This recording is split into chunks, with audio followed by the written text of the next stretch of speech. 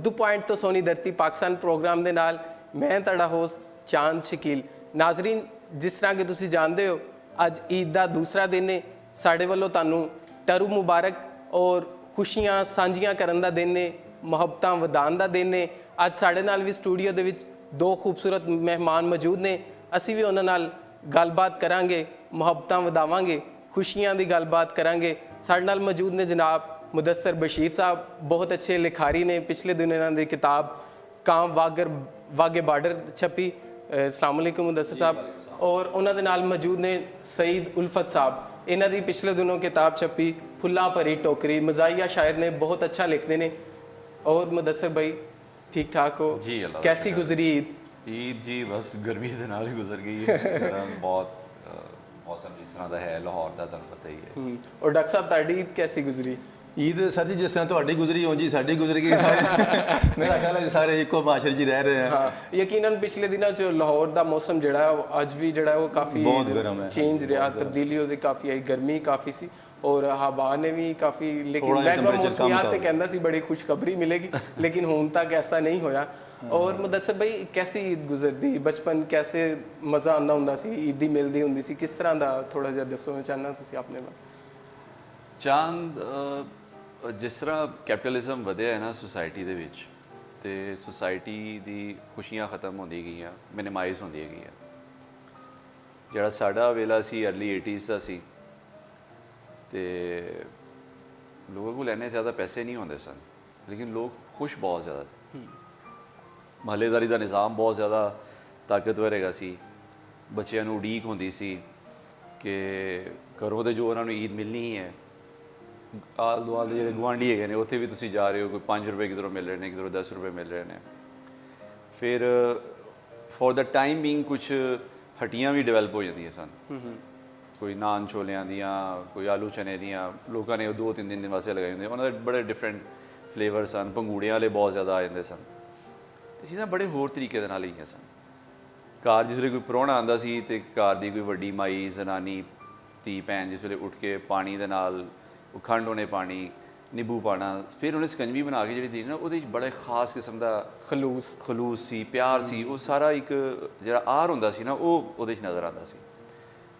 Later ਇਹ ਹੋਇਆ ਕਿ ਜੇ ਤੁਸੀਂ ਕਿਸੇ ਨੂੰ ਬੋਤਲ ਨਹੀਂ ਪੁੱਛੀ ਤੇ ਉਹ ਤੇ ਨਾਰਾਜ਼ ਹੋ ਗਿਆ। ਸਾਡੇ ਵੇਲੇ ਇੱਥੇ ਇਹ ਪੋਜੀਸ਼ਨ ਸੀ ਕਿ ਬੋਤਲ ਤੇ ਉਹ ਸਿਰਫ ਈਦ ਦੇ ਉੱਤੇ ਸ਼ਾਇਦ ਕੋਈ ਆਉਂਦਾ ਸੀ ਪ੍ਰਾਹੁਣਾ ਜਿਹਨੂੰ ਬੋਤਲ ਮਿਲਦੀ ਸੀ, ਤੇ ਉਹਦੇ 'ਚ ਹੀ ਬੱਚੇ ਸਾਈਡ 'ਤੇ ਖਲੋਤੇ ਹੁੰਦੇ ਸਨ ਕਿ ਉਹਨੇ ਇੰਨੀ ਚੀਜ਼ ਛੱਡ ਦੇਣੀ ਹੁੰਦੀ ਸੀ। ਉਹ ਜਦੋਂ ਛੱਡ ਦਿੰਦੇ ਨਾ, ਤੇ ਉਹਨਾਂ ਨੇ ਫਿਰ ਵੰਡਣੀ ਹੁੰਦੀ ਸੀ ਕਿ ਯਾਰ ਇਹ ਅੱਧੀ ਤੇਰੀ ਅੱਧੀ ਮੇਰੀ। ਤੇ ਉਹ 2.5 ਰੁਪਏ ਪੌਣੇ 3 ਰੁਪਏ ਦੀ ਬੋਤਲ ਹੁੰਦੀ ਸੀ। ਤੇ ਇੱਕ ਦਫਾ ਮੈਨੂੰ ਯਾਦ ਹੈਗਾ ਕਿ ਉਹਨਾਂ ਨੇ ਇਹ ਬੋਤਲ ਜਿਹੜੀ ਸੀ, ਹੈ ਜਿਹੜੀ ਆਮ ਜਿਹਨੂੰ ਤੁਸੀਂ ਰੈਗੂਲਰ ਸਾਈਜ਼ ਕਹਿੰਦੇ ਹੋ 250 ml ਦਾ, ਉਹਨਾਂ ਨੇ 2.5 ਰੁਪਏ ਤੋਂ ਡਾਇਰੈਕਟ ਜਿਹੜਾ ਹੈ ਨਾ 3 ਰੁਪਏ ਕਰ ਦਿੱਤੇ। ਤੇ ਲੋਕਾਂ ਨੇ ਬਾਈਕਾਟ ਕਰ ਦਿੱਤਾ। ਲੋਕਾਂ ਨੇ ਕਿਹਾ ਕਿ ਅਸੀਂ ਲੈਣੀ ਹੀ ਨਹੀਂ। ਹੁਣ ਤੁਹਾਡੇ ਸਾਹਮਣੇ ਹੈਗਾ ਕਿ ਮਟਨ ਆਊਟ ਆਫ ਰੀਚ ਹੋ ਚੁੱਕਿਆ ਹੈ। ਕਿਸੇ ਨੂੰ ਮਿਲਣ ਕੋਈ ਯਾਨੀ ਕਿ 40-50 ਹਜ਼ਾਰ ਸੈਲਰੀ ਵਾਲਾ ਬੰਦਾ ਵੀ ਜਿਹੜਾ ਹੈਗਾ ਨਾ, ਉਹ 1000 ਰੁਪਏ ਕਿਲੋ ਮਟਨ ਨਹੀਂ ਖਰੀਦ ਸਕਦਾ ਹੈਗਾ। ਲੇਕਿਨ ਅਸੀਂ ਕੋਈ ਬਾਈਕਾਟ ਨਹੀਂ ਕਰਦੇ, ਅਸੀਂ ਉਸ ਤਰ੍ਹਾਂ ਹੀ ਲੱਗੇ ਜਾ ਰਹੇ ਹਾਂ। ਲੇਕਿਨ ਗ੍ਰੈਜੂਅਲੀ ਇਹ ਲੱਗਦਾ ਕਿ ਹਰ ਬੰਦੇ ਨੂੰ ਆਪਣਾ ਬਾਲਪਨ ਚੰਗਾ ਲੱਗਦਾ ਹੈ। ਮੈਨੂੰ ਇਹ ਮਹਿਸੂਸ ਹੁੰਦਾ ਕਿ ਸਾਡੇ ਬਾਲਪਨ ਦਾ ਜਿਹੜਾ ਵੇਲਾ ਸੀ ਉਹ ਜ਼ਿਆਦਾ ਖੁਸ਼ੀਆਂ ਭਰਿਆ ਸੀ। ਸੈਲੀਬ੍ਰੇਸ਼ਨਸ ਹੋਰ ਤਰੀਕੇ ਦਾ ਇੱਕ ਸੀ, डिफरेंट सी, यानी जी डिफरेंट। लेकिन मेरा ख्याल है खुशी ਨੂੰ ਜਿਹੜਾ ਨਾ ਉਹ ਖੁਸ਼ੀ ਤਰ੍ਹਾਂ ਹੀ ਸੈਲੀਬ੍ਰੇਟ ਕਰਨਾ ਚਾਹੀਦਾ। ਚਲੋ ਵਕਤ कैसा भी, लेकिन एक ਇਹਦੀ ਮੁਦੱਸਰ ਭਾਈ ਵਜ੍ਹਾ ਕੀ ਬਣੀ ਹੈ ਇਸ ਚੀਜ਼ ਦੀ? ਨਾ ਇਸ ਪਿੱਛੇ ਜ਼ਾਰੀ ਗੱਲ ਹੈ, ਤੁਸੀਂ ਹਿਸਟੋਰੀਅਨ ਹੋ, ਇਸ ਚੀਜ਼ ਦੇ ਇੰਨੀ ਤਬਦੀਲੀ ਕਿਸ ਤਰ੍ਹਾਂ ਆਈ? ਇਹਦੀ ਤਬਦੀਲੀ ਦਾ ਮੇਨਲੀ ਇਹ ਰਿਹਾ ਕਿ ਅਸੀਂ ਜਿਸ ਵਕਤ 90s ਵਿੱਚ ਅਸੀਂ ਪੜ੍ਹ ਰਹੇ ਸਾਂ ਨਾ, तो उदो पता लगता सी कि यार वो अमेरिका में और लंदन में जो बंदा सैलरी लेता है ना, वो पहले से ही उसकी ख़त्म हुई होती है। सानू पता ही नहीं लगता सी किस तरह होए। फिर जिस वे शौकत अजीज़ का पीरियड इत्थे आया तो credit card debit card introduce होए, तो इहो ही पता लग्या कि यार नहीं इस तरह सैलरीज खत्म होंदियां ने, पहले ही सारी शैवां जिहड़ियां ना खिच लित्तियां जांदियां ने।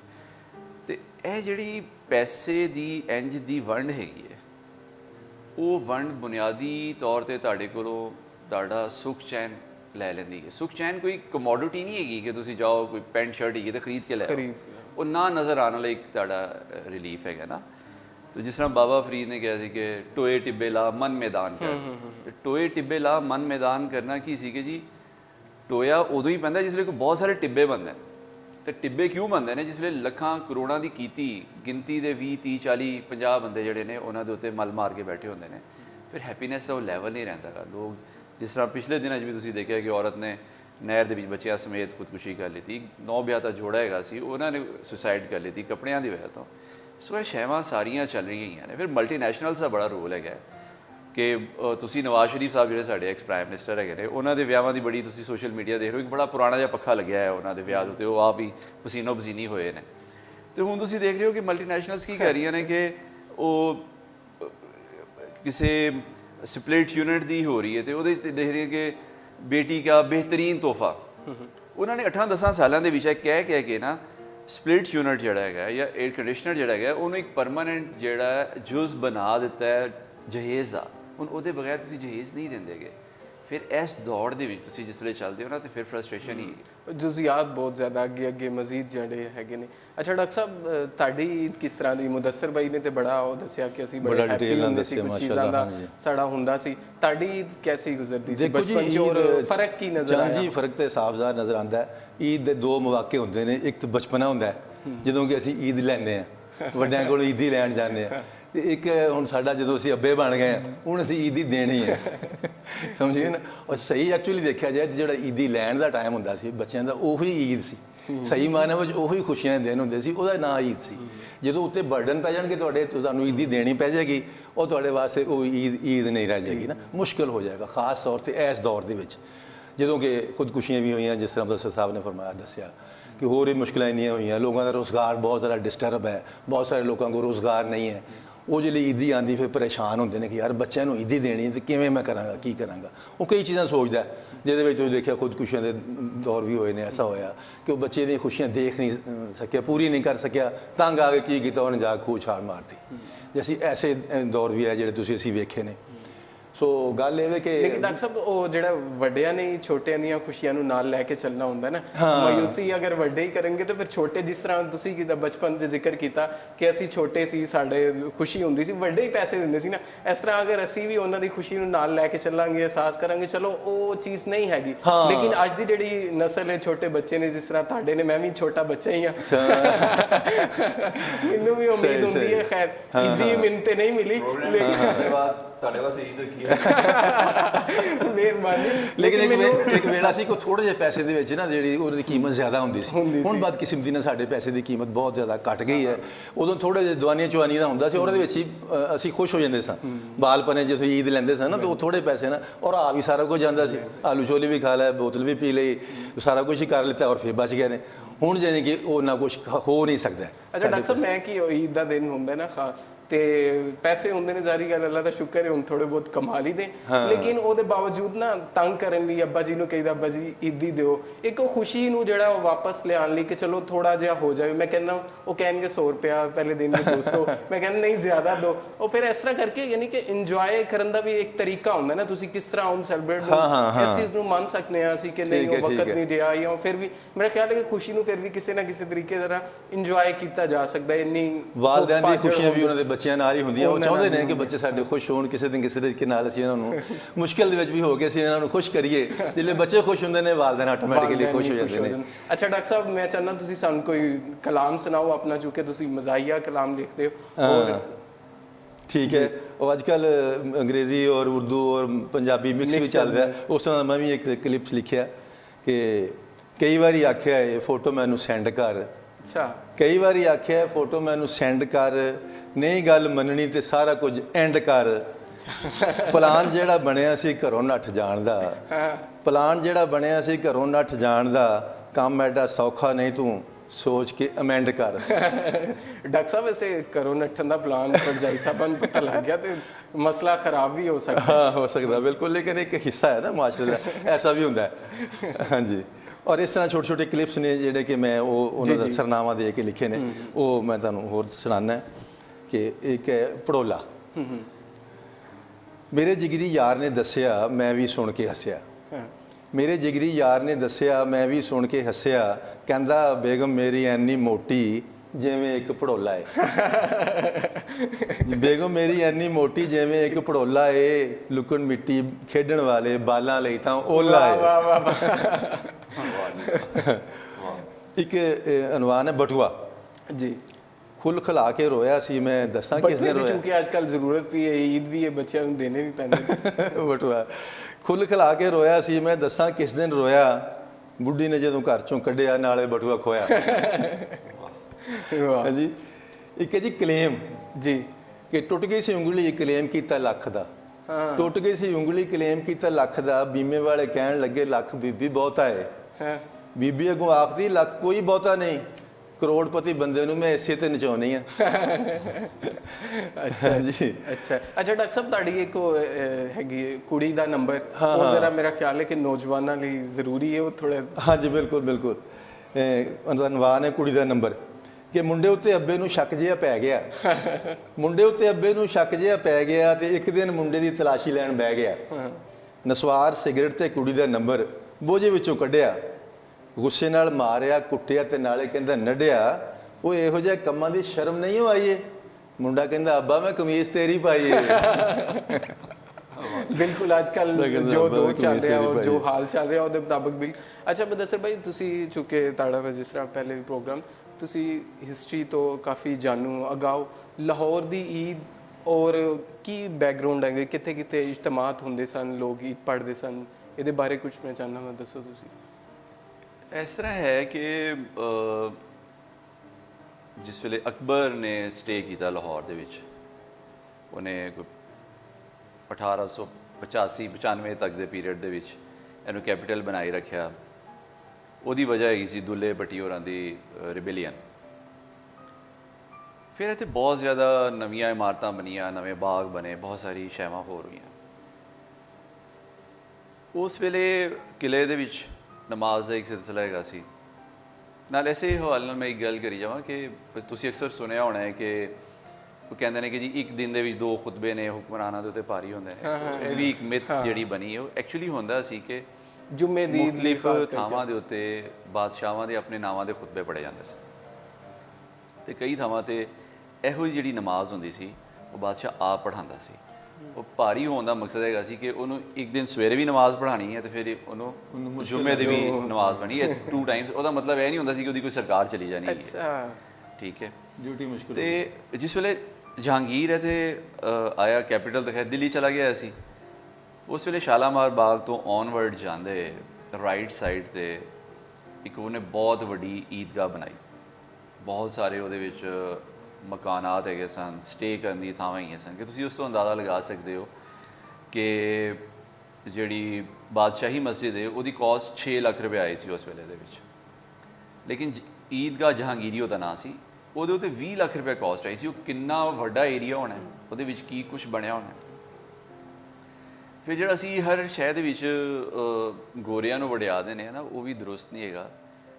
ਅਸੀਂ ਇਹ ਕਹਿੰਦੇ ਨੇ ਕਿ ਜੀ ਰਣਜੀਤ ਸਿੰਘ ਨੇ ਇਸ ਤਰ੍ਹਾਂ ਤਬਾਹੀ ਫੇਰ ਦਿੱਤੀ, ਉਹਨੇ ਤਬਾਹੀ ਫੇਰ ਦਿੱਤੀ। ਗੋਰੇ ਵੀ ਜਿਸ ਵਕਤ ਆਏ ਤੇ ਉਹਨਾਂ ਨੂੰ ਵੀ ਐਡਮਿਨਿਸਟ੍ਰੇਟਿਵ ਪੁਆਇੰਟ ਆਫ ਵਿਊ ਉਹਨਾਂ ਨੂੰ ਬਹੁਤ ਸਾਰੀ ਸ਼ੈਵਾਂ ਦੇਖਣੀਆਂ ਪਈਆਂ। ਉਹ ਨਾ ਜਿਸ ਵਕਤ ਫਾਰਮੇਸ਼ਨ ਕਰਨੀ ਸੀ ਲਾਹੌਰ ਦੇ ਰੇਲਵੇ ਸਟੇਸ਼ਨ ਦੀ, ਤੇ ਨੌਲੱਖਾ ਬਾਗ ਤੇ ਉਹ ਈਦਗਾਹ ਦੀ ਸਾਰੀ ਥਾਵਾਂ ਜਿਹੜੀਆਂ ਨੇ ਵਿੱਚ ਆਈਆਂ, ਉਹਦੇ ਵਿੱਚ ਹੀ ਅਲੀ ਮਰਦਾਨ ਖਾਨ ਦਾ ਮਕਬਰਾ ਵੀ ਆ ਗਿਆ ਸਾਰਾ। ਫਿਰ ਗ੍ਰੈਜੂਅਲੀ ਚੀਜ਼ਾਂ ਅੱਗੇ ਵੱਧਦੀ ਰਹੀਆਂ। ਔਰੰਗਜ਼ੇਬ ਦੇ ਅਸੀਂ ਪਹਿਲੇ ਹੀ ਆਨੇ, ਔਰੰਗਜ਼ੇਬ ਦੇ ਪੀਰੀਅਡ ਦੇ ਵਿੱਚ ਬਾਦਸ਼ਾਹੀ ਮਸਜਿਦ ਦੇ ਵਿੱਚ ਸਭ ਤੋਂ ਵੱਡਾ ਇਜਤਮਾ ਹੁੰਦਾ ਸੀ। ਸਾਰੇ ਜਿਹੜੇ ਲਾਹੌਰ ਦੇ ਸ਼ਹਿਰੀ ਹੈਗੇ ਸਨ ਉਹ ਬਾਦਸ਼ਾਹੀ ਮਸਜਿਦ ਆਉਂਦੇ ਸਨ। ਬ੍ਰਿਟਿਸ਼ ਪੀਰੀਅਡ ਆਇਆ, ਬਾਦਸ਼ਾਹੀ ਮਸਜਿਦ ਦੇ ਨਾਲ ਮਸਜਿਦ ਵਜ਼ੀਰ ਖਾਨ ਦੀ ਸਿਗਨੀਫਿਕੈਂਸ ਆਪਣੀ ਉਸੇ ਤਰ੍ਹਾਂ ਰਹੀ। ਜਿਸ ਵਕਤ ਪਾਰਟੀਸ਼ਨ ਹੋਈ, ਪਾਰਟੀਸ਼ਨ ਦੇ ਬਾਅਦ ਜਿਹੜਾ ਬਰੇਲਵੀ ਮਕਤਬਾ ਫਿਕਰ ਹੈਗਾ ਲਾਹੌਰ ਦਾ, ਉਹਦਾ ਸਭ ਤੋਂ ਵੱਡਾ ਜਿਹੜਾ ਇਜਤਮਾ ਸੀ ਉਹ ਬਾਦਸ਼ਾਹੀ ਮਸਜਿਦ ਵਿੱਚ ਹੁੰਦਾ ਸੀ। ਅਤੇ ਕੁਝ ਜਿਹੜੇ ਦੂਜੇ ਮਸਾਲਿਕ ਦੇ ਲੋਕ ਸਨ, ਉਹ ਹੈਦਰ ਸਾਈਂ ਦਾ ਇੱਕ ਮਜ਼ਾਰ ਸੀ ਮੀਨਾਰੇ ਪਾਕਿਸਤਾਨ ਦੇ, ਜਿਹੜਾ ਮਿੰਟੋ ਪਾਰਕ ਦਾ ਹੈ। ਉਹਦੇ ਨਾਲ ਹੀ ਸਭ ਤੋਂ ਪਹਿਲਾਂ ਲਾਹੌਰ ਦਾ ਸਵਿਮਿੰਗ ਪੂਲ ਵੀ ਹੈਗਾ ਸੀ ਬ੍ਰਿਟਿਸ਼ ਪੀਰੀਅਡ ਦਾ। ਅੱਛਾ। ਹੈਦਰ ਸਾਈਂ ਦੇ ਮਜ਼ਾਰ ਦੇ ਨਾਲ, ਉਹ ਹੁਣ ਇਹਨਾਂ ਨੇ ਖ਼ਤਮ ਕਰ ਦਿੱਤਾ। ਉੱਥੇ ਦੂਸਰੇ ਜਾਣੀ ਕਿ ਚੂँਕਿ ਉਹਨਾਂ ਦੀ ਤਾਦਾਦ ਇੰਨੀ ਜ਼ਿਆਦਾ ਨਹੀਂ ਹੁੰਦੀ ਸੀ, ਉਹਨਾਂ ਦੀ ਨਮਾਜ਼ਾਂ ਹੁੰਦੀਆਂ ਸਨ।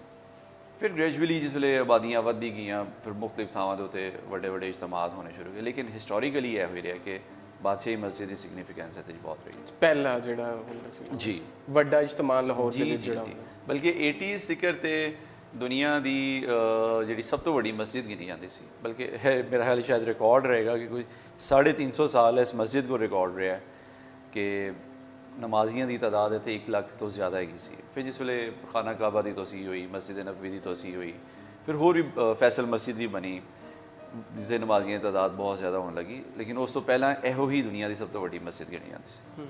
ਜ਼ਬਰਦਸਤ। ਅੱਛਾ ਡਾਕਟਰ ਸਾਹਿਬ ਵੱਲ ਜਾਵਾਂਗੇ। ਡਾਕਟਰ ਸਾਹਿਬ ਤੁਸੀਂ ਵੈਸੇ ਤਾਂ ਬੜੇ ਸੰਜੀਦਾ ਆਦਮੀ ਨਜ਼ਰ ਆਉਂਦੇ ਹੋ, ਮਜ਼ਾਕ ਦਾ ਮੈਂ ਤੁਹਾਨੂੰ ਜ਼ਾਤੀ ਜ਼ਿੰਦਗੀ 'ਤੇ ਵੀ ਜਾਣਦਾ ਹਾਂ, ਲੇਕਿਨ ਮਜ਼ਾਕ ਦਾ, ਲੇਕਿਨ ਸ਼ਾਇਰੀ ਦੇ ਵਿੱਚ ਮਜ਼ਾਕ ਕਿਸ ਤਰ੍ਹਾਂ ਆ ਗਿਆ? ਚਾਂਦ ਜੀ, ਜਿਸ ਤਰ੍ਹਾਂ ਸ਼ਾਇਰੀ ਇਨਸਾਨ ਦੇ ਅੰਦਰ ਆ ਨਾ, ਬਾਹਰ ਨਹੀਂ ਪਤਾ, ਕੁਦਰਤੀ ਤੌਰ ਤੇ ਅੰਦਰ ਉਹਦੇ ਹੁੰਦੀ ਹੈ, ਅੱਲਾਹ ਤਾਲਾ ਵੱਲੋਂ ਵਧੀਅਤ ਕੀਤੀ ਜਾਂਦੀ ਹੈ ਚੀਜ਼। ਇਸੇ ਤਰ੍ਹਾਂ ਮਜ਼ਾਕ ਦਾ ਆਨਸਰ ਵੀ ਅੰਦਰ ਬੰਦੇ ਦੇ ਹੁੰਦਾ ਹੈ। ਉਹ ਵੱਖਰੀ ਗੱਲ ਹੈ ਕਿ ਬਾਅਦ ਦੇ ਵਿੱਚ ਉਹਨੂੰ ਲਿਖ ਕੇ ਪਾਲਿਸ਼ ਕਰ ਲੈਂਦਾ ਬੰਦਾ ਜਾਂ ਦੂਸਰਿਆਂ ਤੋਂ ਮੁਤਾਸਰ ਹੁੰਦਾ ਹੈ, ਲੇਕਿਨ ਮੈਂ ਸਮਝਦਾ ਕਿ ਇਹ ਜਰਾਸੀਮ ਜ਼ਰੂਰ ਜਿਹੜੇ ਨੇ ਬੰਦੇ ਦੇ ਅੰਦਰ ਹੁੰਦੇ ਨੇ। ਉਹ ਮੇਰੇ ਵੀ ਅੰਦਰ ਹੈ ਸੀ, ਮੈਨੂੰ ਖੁਦ ਵੀ ਨਹੀਂ ਸੀ ਪਤਾ ਇਸ ਚੀਜ਼ ਦਾ ਨਾ।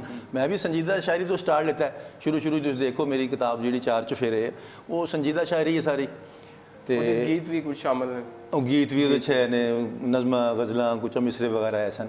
ਲੇਕਿਨ ਬਾਅਦ ਦੇ ਵਿੱਚ ਫਿਰ ਮੈਂ ਥੋੜ੍ਹਾ ਜਿਹਾ ਮੁਤਾਸਰ ਵੀ ਹੋਇਆ ਅਨਵਰ ਮਸੂਦ ਕੋਲੋਂ, ਕਹਿ ਲਓ, ਡਾਕਟਰ ਇਨਾਮੁਲ ਹਕ ਜਾਵੇਦ ਹੈ, ਇਹਨਾਂ ਦੇ ਕਰੀਬ ਰਿਹਾ ਮੈਂ, ਇਹਨਾਂ ਨੂੰ ਸੁਣਿਆ, ਮੈਨੂੰ ਥੋੜ੍ਹਾ ਜਿਹਾ ਸ਼ੌਕ ਵੱਧ ਗਿਆ ਮੇਰਾ, ਤੇ ਮੈਂ ਉਹ ਲਿਖਣਾ ਸ਼ੁਰੂ ਕੀਤਾ। ਅੰਦਰ ਹੈ ਤਾਂ ਸੀ ਪਹਿਲੇ ਹੀ, ਤੇ ਮੇਰੇ ਵਾਸਤੇ ਇੰਨੀ ਮੁਸ਼ਕਿਲ ਨਹੀਂ ਹੋਈ ਜਿੰਨੀ ਕਿ ਦੱਸਿਆ ਜਾਂਦਾ ਕਿ ਬੜਾ ਮੁਸ਼ਕਿਲ ਹੈ ਲਿਖਣਾ ਨਾ। ਲੇਕਿਨ ਮੈਂ ਇੰਨਾ ਮੁਸ਼ਕਿਲ ਨਹੀਂ ਮਹਿਸੂਸ ਕੀਤਾ ਕਿ ਉਹ ਤੁਹਾਡੇ ਸਾਹਮਣੇ ਉਹ ਕਿਤਾਬ ਪੂਰੀ ਲਿਖ ਮਾਰੀ, ਹਾਸੇ ਵੰਡੀ ਦੇ ਕਿਤਾਬ ਆ ਗਈ, ਤੇ ਲਿਖਣਾ ਸ਼ੁਰੂ ਕੀਤਾ। ਸੰਜੀਦਾ ਕਹਿ ਲਓ ਜਾਂ ਗੈਰ ਸੰਜੀਦਾ ਗੱਲਾਂ ਤਾਂ ਨਹੀਂ ਹੁੰਦੀਆਂ ਵੀ, ਥੋੜ੍ਹਾ ਜਿਹਾ ਖੁਸ਼ੀ ਦਾ ਅੰਸਰ ਪੈਦਾ ਕੀਤਾ ਜਾਂਦਾ, ਸੰਜੀਦਾ ਹੀ ਹੁੰਦੀਆਂ ਵੀ। ਔਰ ਲਿਖ ਲਿਆ ਇਸ ਵੇਲੇ ਦੋਨੋਂ ਚੀਜ਼ਾਂ ਲਿਖ ਰਹੇ ਅਲਹਮਦੁਲਿल्लाह संजीदा। और मैं चाहना हासे वंडी जो अगर ਤੁਹਾਨੂੰ ਕੋਈ ਕਿਤਾਬ ਯਾਦ, ਕੋਈ ਨਜ਼ਮ ਜਾਂ ਕੁਝ ਚੀਜ਼ ਯਾਦ ਹੈ, ਉਹ ਸਾਡੇ ਨਾਲ ਸ਼ੇਅਰ ਕਰੋ। ਬਿਲਕੁਲ ਬਿਲਕੁਲ, ਉਹ ਮੈਂ ਤੁਹਾਨੂੰ ਦੱਸਣਾ, ਬਲਕਿ ਇੱਥੇ ਮੈਂ ਨੋਟ ਹੀ ਕਰਕੇ ਲਿਆਇਆ ਸਾਂ। ਜੀ ਜੀ, ਇੱਧਰ ਦੱਸਾਂ ਸਾਡੇ। ਚਲੋ ਤੁਸੀਂ ਦੇਖ ਲਓ ਉਨੀ ਦੇਰ। ਮੁਦੱਸਰ ਭਾਈ, ਅੱਛਾ ਤੁਸੀਂ ਕਿਉਂ ਨਹੀਂ ਮਜ਼ਾਕ ਵੱਲ, ਸੰਜੀਦਾ ਜਾਂ ਕੋਈ ਆਏ ਕਿਉਂ ਨਹੀਂ ਇਸ ਪਾਸੇ? ਤੁਸੀਂ ਲਿਖਤ ਤੁਹਾਡੀ ਹਿਸਟਰੀ ਵਾਲੀ ਕਿਉਂ ਗਏ? ਇਹ ਸ਼ਾਰਟ ਸਟੋਰੀਜ਼ ਮੇਰੀ ਕੁਝ ਹੈ ਨੇ ਜਿਨ੍ਹਾਂ ਜਿਸ ਤਰ੍ਹਾਂ ਹੁਣ ਪਿਛਲੇ ਦਿਨੋਂ ਵੀ ਆਇਆ, ਉਹ ਕਿਤਾਬ ਨੂੰ ਅਵਾਰਡ ਵੀ ਮਿਲਿਆ। ਜੀ ਜੀ, ਉਹਦੇ ਵਿੱਚ ਸ਼ਾਰਟ ਸਟੋਰੀਜ਼ ਦੇ ਵਿੱਚ ਕਿਧਰੇ ਨਾ ਕਿਧਰੇ ਜਿਹੜੇ ਕੋਈ ਕੈਰੈਕਟਰਸ ਕਾਮਿਕ ਹੁੰਦੇ ਨੇ ਉਹ ਨਾਲ ਚੱਲਦੇ ਹੈਗੇ ਨੇ। ਠੀਕ, ਤੇ ਮਜ਼ਾਕ ਕਿੰਨਾ ਜ਼ਰੂਰੀ ਹੈ ਜ਼ਿੰਦਗੀ ਦੇ? ਬਹੁਤ ਜ਼ਰੂਰੀ ਹੈ, ਐਂਡ ਸਪੈਸ਼ਲੀ ਜਿਹੜਾ ਹੁਣ ਵੇਲਾ ਅਸੀਂ ਲੰਘਾ ਰਹੇ ਹਾਂ, ਸਮਾਜੀ ਘੁਟਨ ਬਹੁਤ ਜ਼ਿਆਦਾ ਵੱਧ ਗਈ ਹੈ। ਲਿਖਣ ਵਾਲਿਆਂ ਵਾਸਤੇ ਵੀ ਉਨੀਆਂ ਆਸਾਨੀਆਂ ਨਹੀਂ ਹੈਗੀਆਂ।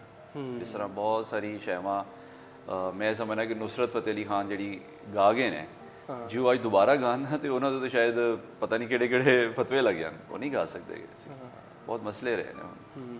ਯਾਨੀ ਕਿ ਮਜ਼ਾਕ ਦਾ ਪਹਿਲੂ ਜ਼ਿੰਦਗੀ ਦੇ ਨਾਲ ਨਾਲ ਬਹੁਤ ਜ਼ਰੂਰੀ ਹੈਗਾ। ਤੇ ਇਹ ਜਿੰਨੇ ਸਾਡੇ ਕਾਮੇਡੀਅਨਸ ਹੈਗੇ ਨੇ, ਬਲਕਿ ਈਦ ਦੇ ਹਵਾਲੇ ਨਾਲ ਹੀ ਮੈਂ ਤੁਹਾਡੇ ਨਾਲ ਗੱਲ ਸ਼ੇਅਰ ਕਰਾਂਗਾ ਕਿ ਜਿਹੜੇ ਲਾਹੌਰ ਦੇ ਵਿੱਚ ਮੇਲੇ ਲੱਗਦੇ ਸਨ, ਉਹਨਾਂ ਦੇ ਵਿੱਚ ਸਰਕਸ ਦਾ ਬਹੁਤ ਇੰਪੋਰਟੈਂਟ ਰੋਲ ਹੈਗਾ ਸੀ। ਤੇ ਸਰਕਸ ਦੇ ਵਿੱਚ ਸਾਰਾ ਟਾਈਮ ਕੋਈ ਸਰਕਸ ਨਹੀਂ ਹੁੰਦੀ ਸੀ, ਉਹਦੇ 'ਚ ਬਹੁਤ ਸਾਰੇ ਉਹਨਾਂ ਨੇ ਜੋਕਰਸ ਹੁੰਦੇ ਸਨ, ਉਹਦੇ ਵਿੱਚ ਲੋਕਾਂ ਨੂੰ ਹਸਾਇਆ ਜਾਂਦਾ ਸੀ। ਫਿਰ ਮੌਤ ਦੇ ਖੂਹ ਹੁੰਦੇ ਸਨ, ਉਹਦੇ ਵਿੱਚ ਉਹ ਚੰਗੇ ਭਲੇ ਮੁੰਡੇ ਵੀ ਖੁਸਰੇ ਬਣੇ ਹੁੰਦੇ ਸਨ ਪੈਸੇ ਕਮਾਉਣ ਦੀ ਖਾਤਰ, ਤੇ ਉਹ ਲੋਕਾਂ ਨੂੰ ਐਂਟਰਟੇਨ ਕਰ ਰਹੇ ਹੁੰਦੇ ਸਨ ਹਾਸੇ ਨਾਲ, ਮਾਹੌਲ ਦੇ ਨਾਲ। ਫਿਰ ਵਿਆਹਾਂ ਸ਼ਾਦੀਆਂ 'ਤੇ ਤੁਸੀਂ ਦੇਖੋ ਜਿਹੜੇ ਮਰਾਸੀ ਹੁੰਦੇ ਸਨ, ਉਹ ਕਿੰਨੀ ਬਾਰੀਕ ਗੱਲ ਜਿਹੜੀ ਸੀ ਪਿੰਡ ਦੇ ਚੌਧਰੀ ਨੂੰ ਉਹ ਮਸਲੇ ਮਸਾਇਲ ਵੀ ਦੱਸ ਦਿੰਦੇ ਸਨ ਮਜ਼ਾਕ ਵਿੱਚ, ਕਿ ਜਿਹੜਾ ਆਮ ਬੰਦਾ ਜੁਰਤ ਨਹੀਂ ਕਰਦਾ ਸੀ। ਫਿਰ ਇਸੇ ਤਰ੍ਹਾਂ ਇਹਨੂੰ ਹਿਸਟੋਰੀਕਲ ਪੁਆਇੰਟ ਆਫ ਵਿਊ ਨਾਲ ਵੀ ਦੇਖੋ ਕਿ ਅਕਬਰ ਦੇ ਦਰਬਾਰ ਦੇ ਵਿੱਚ ਵੀ ਬਹੁਤ ਸਾਰੇ ਮਸਖਰੇ ਇਹੋ ਜਿਹੇ ਮੌਜੂਦ ਸਨ ਕਿ ਜਿਨ੍ਹਾਂ ਨੂੰ ਵੱਡੇ ਵਜ਼ੀਰ ਐਕਸੈਸ ਕਰਦੇ ਸਨ ਕਿ ਯਾਰ ਇਹ ਤੂੰ ਹਾਸੇ ਮਜ਼ਾਕ ਦੇ ਨਾਲ ਬਾਦਸ਼ਾਹ ਦੇ ਕੰਨ ਦੇ ਵਿੱਚ ਇਹ ਗੱਲ ਪਾਣੀ, ਅਸੀਂ ਗੱਲ ਕੀਤੀ ਤਾਂ ਸ਼ਾਇਦ ਸਾਡਾ ਸਿਰ ਹੀ ਲਵਾ ਦੇਵੇ। ਤੇ ਬੜਾ ਇੰਪੋਰਟੈਂਟ ਰੋਲ ਹੈ। ਤੇ ਅੱਜ ਦੇ ਵੇਲੇ ਬਹੁਤ ਜ਼ਿਆਦਾ ਰੋਲ, ਇੰਨੀ ਫਰਸਟ੍ਰੇਸ਼ਨ ਹੈਗੀ ਹੈ ਲੋਕਾਂ ਦੇ, ਟੈਨਸ਼ਨ ਇੰਨੀ ਜ਼ਿਆਦਾ ਹੈਗੀ ਹੈ, ਪਰੇਸ਼ਾਨੀ ਹੈ। ਫਿਰ ਅਸੀਂ ਲੋਕਾਂ ਨੇ ਬਹੁਤ ਜ਼ਿਆਦਾ ਆਪਣੀ ਜ਼ਰੂਰੀਆਤ ਜਿਹੜੀਆਂ ਨੇ ਵਧਾ ਲਿੱਤੀਆਂ ਨੇ। ਹਰ ਬੱਚਾ ਜਿਹੜਾ ਹੈਗਾ ਨਾ ਉਹ ਚਾਹੁੰਦਾ ਹੈ ਕਿ ਮੇਰੇ ਕੋਲ ਇੱਕ ਸਮਾਰਟਫੋਨ ਹੋਏ 28-30 ਹਜ਼ਾਰ ਦਾ।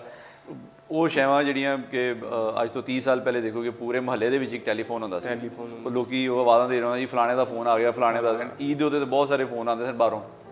ਟੈਲੀਵਿਜ਼ਨ ਇੱਕ ਹੁੰਦਾ ਸੀ ਪੂਰੇ ਘਰ ਦੇ ਵਿੱਚ, ਹੁਣ ਹਰ ਕਮਰੇ ਦੇ ਵਿੱਚ ਵੱਖਰਾ ਫੋਨ ਹੈ। ਚਲੋ ਉਹ ਟੈਲੀਵਿਜ਼ਨ ਨੇ, ਫੋਨ ਨੇ ਤਾਂ ਬਿਲਕੁਲ ਹੀ ਬੰਦੇ ਨੂੰ ਵੱਖਰਾ ਕਰ ਦਿੱਤਾ ਨਾ। ਉਹਦੇ ਕੋਲ ਆਪਣੇ ਬਾਲਪਨ ਦੇ ਯਾਰਾਂ ਨੂੰ ਮਿਲਣ ਦਾ ਟਾਈਮ ਨਹੀਂ ਹੈਗਾ, ਲੇਕਿਨ ਉਹ 3-3 ਘੰਟੇ ਫੇਸਬੁੱਕ ਦੇ ਉੱਤੇ, ਸੋਸ਼ਲ ਮੀਡੀਆ ਦੀ ਜਿਹੜੀ ਡਿਫਰੈਂਟ ਸਾਈਡਸ ਹੈਗੀਆਂ ਨੇ ਉਹਨਾਂ ਨੂੰ ਯੂਜ਼ ਕਰਨ ਦੇ ਉੱਤੇ ਉਹ ਲੱਗਿਆ ਹੈ। ਜੀ ਡਾਕਟਰ ਸਾਹਿਬ, ਹਾਂ ਤੁਸੀਂ ਮੈਚ ਕੀਤੀ ਹਾਸੇ ਵੰਡੀ ਦੇ ਵਿੱਚੋਂ, ਜੀ ਉਹ ਮੈਂ ਨੋਟ ਕੀਤਾ ਸੀ ਕਿ ਸਾਰੀਆਂ ਚੀਜ਼ਾਂ ਜ਼ਬਾਨੀ ਤਾਂ ਯਾਦ ਨਹੀਂ ਹੁੰਦੀਆਂ ਬਾਅਦ ਬਾਅਦ। ਇਹ ਨਮਕੀਨ ਗਜ਼ਲ, ਜੀ ਨਮਕੀਨ ਗਜ਼ਲ, ਨਮਕੀਨ ਗਜ਼ਲ ਮਿੱਠੀ ਲੇਕਿਨ ਨਮਕੀਨ ਗਜ਼ਲ। ਮਜ਼ਾ ਦਾ ਦੂਸਰਾ ਨਾਂ ਜੀ। ਕਰਪਸ਼ਨ ਦੇ ਨਵੇਂ ਖਿੱਦੂ ਮੈਂ ਬੁਣ ਦੇੜਦਾ ਰਹਿਣਾ, ਕਰਪਸ਼ਨ ਦੇ ਨਵੇਂ ਖਿੱਦੂ ਮੈਂ ਬੁਣ ਦੇੜਦਾ ਰਹਿਣਾ, ਮੈਂ ਕੀ ਦੱਸਾਂ ਮੈਂ ਆਪੇ ਹੀ ਸਿਆਪੇ ਸੇੜਦਾ ਰਹਿਣਾ। ਵਾਹ। ਮੇਰੀ ਸਰਕਾਰ ਦੇ ਨਲਕੇ ਹਮੇਸ਼ਾ ਬੰਦ ਰਹਿੰਦੇ ਨੇ, ਮੇਰੀ ਸਰਕਾਰ ਦੇ ਨਲਕੇ ਹਮੇਸ਼ਾ ਬੰਦ ਰਹਿੰਦੇ ਨੇ, ਮੈਂ ਨਲਕਾ ਹੱਥ ਵਾਲਾ ਬੁੱਢੇ ਬਾਰੇ ਗੇੜਦਾ ਰਹਿਣਾ। ਵਾਹ। ਇਹ ਹਿੰਮਤ ਨਹੀਂ ਮੇਰੀ ਮੈਂ ਮੋਟਰ ਕਾਰ ਹੀ ਲੈ ਲਾਂ, ਇਹ ਹਿੰਮਤ ਨਹੀਂ ਮੇਰੀ ਮੈਂ ਮੋਟਰ ਕਾਰ ਹੀ ਲੈ ਲਾਂ, ਮੈਂ ਲੈ ਕੇ ਸੈੱਲ ਵਾਲੀ ਕਾਰ ਨੂੰ ਹੀ ਰੇੜਦਾ ਰਹਿਣਾ। ਵਾਹ ਮੇਰੇ ਗਿੱਟੇ ਤੇ ਪੱਟੀ ਵੇਖ ਕੇ ਹੈਰਾਨ ਕਿਉਂ ਹੋ ਗਏ, ਮੇਰੇ ਗਿੱਟੇ ਤੇ ਪੱਟੀ ਵੇਖ ਕੇ ਹੈਰਾਨ ਕਿਉਂ ਹੋ ਗਏ, ਗਲੀ ਦੇ ਕੁੱਤਿਆਂ ਨੂੰ ਜਾਂਦਾ ਆਉਂਦਾ ਛੇੜਦਾ ਰਹਿਣਾ। ਵਾਹ ਤੇ ਆਖਰੀ ਸ਼ੇਰ ਹੈ ਜੀ ਕਿ ਮੁੰਡਾ ਜੰਮਣ ਤੋਂ ਪਹਿਲਾਂ ਹੀ ਵਧਾਈਆਂ ਦੇਣ ਜਾਂਦਾ ਹੈ, ਮੁੰਡਾ ਜੰਮਣ ਤੋਂ ਪਹਿਲਾਂ ਹੀ ਵਧਾਈਆਂ ਦੇਣ ਜਾਂਦਾ ਏ, ਮੈਂ ਉਲਫਤ ਵੇਖ ਕੇ ਦਾਦੇ ਨੂੰ ਬੂਹਾ ਭੇੜਦਾ ਰਹਿਣਾ। ਵਾਹ ਵਾਹ ਵਾਹ ਮੈਂ ਉਲਫਤ ਵੇਖ ਕੇ ਦਾਦੇ ਨੂੰ ਬੂਹਾ ਭੇੜਦਾ ਰਹਿਣਾ, ਕਰਪਸ਼ਨ ਦੇ ਨਵੇਂ ਖਿੱਦੂ ਮੈਂ ਬੁਣ ਬੁਣ ਦੇੜਦਾ ਰਹਿਣਾ, ਮੈਂ ਕੀ ਦੱਸਾਂ ਮੈਂ ਆਪੇ ਹੀ ਸਿਆਪੇ ਸੇੜਦਾ ਰਹਿਣਾ। क्या बात है, बहुत ਵਧੀਆ ਬਹੁਤ ਵਧੀਆ, ਸ਼ੁਕਰੀਆ ਜੀ, ਮਾਸ਼ਾਅੱਲਾ ਬਹੁਤ ਸ਼ੁਕਰੀਆ। ਸ਼ਾਨਦਾਰ। ਮੁਦੱਸਰ ਭਾਈ ਬਹੁਤ ਸ਼ੁਕਰੀਆ, ਤੁਸੀਂ ਈਦ ਦੇ ਦਿਨ ਆਏ, ਥੋੜਾ ਟਾਈਮ ਕੱਢ ਲਿਆ ਸਾਡੇ ਲਈ। ਡਾਕਟਰ ਸਾਹਿਬ ਬਹੁਤ ਸ਼ੁਕਰੀਆ, ਮਿਹਰਬਾਨੀ। ਤੁਹਾਡਾ ਵੀ ਸ਼ੁਕਰੀਆ। ਜਿਸ ਤਰ੍ਹਾਂ ਕਿ ਤੁਸੀਂ ਜਾਣਦੇ ਹੋ ਕਿ ਆਖਿਰ ਸਾਡੇ ਪ੍ਰੋਗਰਾਮ ਦਾ ਟਾਈਮ ਵੀ ਖਤਮ ਹੋਣਾ ਹੀ ਹੈ, ਤੇ ਸਾਨੂੰ ਆਪਣੀਆਂ ਦੁਆਵਾਂ ਦੇ ਵਿੱਚ ਖੁਸ਼ੀਆਂ ਦੇ ਦਿਨ ਯਾਦ ਰੱਖਣਾ, ਸਾਡੇ ਨਾਲ ਵੀ ਖੁਸ਼ੀਆਂ ਸਾਂਝੀਆਂ ਕਰਨਾ। ਇਹਦੇ ਨਾਲ ਹੀ ਆਪਣੇ ਹੋਸਟ ਚਾਂਦ ਸ਼ਕੀਲ ਨੂੰ ਇਜਾਜ਼ਤ ਦਿਓ। ਲੈ ਆਓ ਯਾਰ ਹਵਾਲੇ ਰੱਬ ਦੇ, ਮੇਲੇ 4 ਦਿਨਾਂ ਦੇ, ਉਸ ਦਿਨ ਈਦ ਮੁਬਾਰਕ ਹੋਸੀ ਜਿਸ ਦਿਨ ਫੇਰ ਮਿਲਾਂਗੇ।